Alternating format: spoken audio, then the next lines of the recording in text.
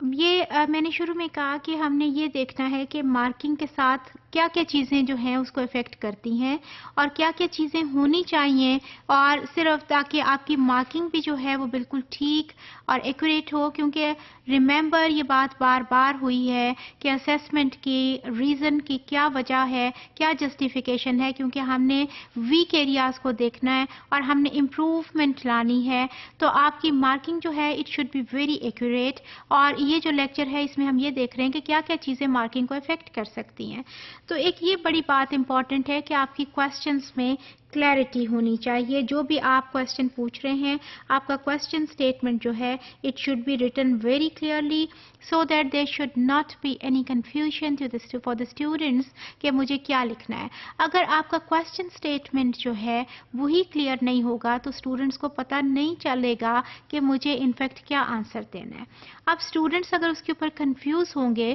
تو اس کو سپوز مجھے ایک کوسچن یا آنسر بہت اچھا آتا ہے، لیکن وہ پوچھا اتنے کنفیوز طریقے سے ہوا ہے کہ میں وہ آنسر ٹھیک سے دے نہیں پائی ہوں، تو اس میں marking obviously it's going to affect my result because میرا کوسچن جو تھا مجھے سمجھ ہی نہیں آیا اور میں نے آنسر بھی اس کے مطابق دے دیا، اور مارکنگ جو ہے وہ اس پہ ہونی ہے جو آپ نے آنسر میں لکھا ہوا ہے، کیونکہ مارکنگ کرنے والا اس سے اس کو نہیں پتا ہے کہ آپ کے مائنڈ میں کیا تھا یا کتنا اچھا سمجھا ہوا تھا آپ نے اس ایریا کو، انفیکٹ یہ پوچھا نہیں ٹھیک کیا ہے، تو وہ آپ کی مارکس نیچے جائیں گے اور obviously وہ اسیسمنٹ کو پھر افیکٹ کرے گا۔ تو آپ کی جو کوسچن اسٹیٹمنٹ ہے it should be written very clearly and you just look at this one. یہ ایک بڑے مطلب تھوڑا سا انٹرسٹنگ بھی چیز ہے کہ اس میں اور تھوڑا سا کارٹون سا بھی لگتا ہے، اس میں امیوزنگ سائڈ بھی اس کی ہے کہ وہ ٹیچر نے پوچھا ہے کہ آپ رائٹ دا لارجسٹ نمبر، اور اسٹوڈنٹ کو چونکہ پتہ نہیں تھا کہ لارجسٹ کا کیا مطلب ہے اور اس نے 1 کو ایک بہت بڑا کر کے لکھ دیا ہے، تو یہ بالکل ایک کنفیوژن کی ایک اچھی اگزامپل ہے، کیونکہ لارجسٹ سے تو یہی اسٹوڈنٹ مطلب لے گا نا، تو ان کو کچھ اور ورڈز اس میں لانے چاہیے تھے جو ان کا ٹیچر کا مطلب تھا پوچھنے کا۔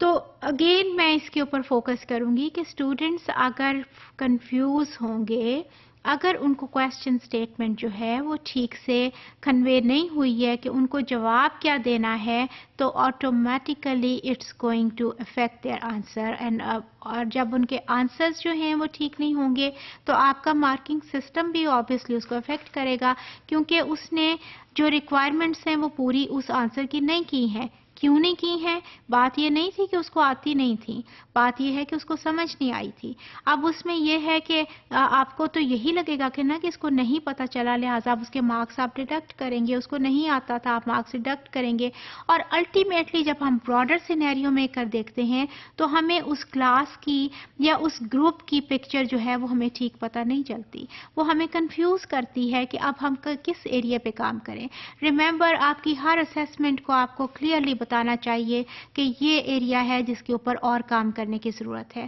میرے اسٹوڈنٹس اس ایریا میں ویک ہیں اور مجھے یہاں پہ امپروومنٹ لانی ہے۔ اگر وہ اسیسمنٹ وہ ٹھیک نہیں بتاتی ہے، آپ امپروومنٹ ٹھیک نہیں کر پاتے ہیں، تو آپ کی اسیسمنٹ کرنے کا جو مقصد ہے وہ ختم ہو جاتا ہے۔ سو اس قسم کے کوسچنس جو ہیں دے کین ناٹ میننگ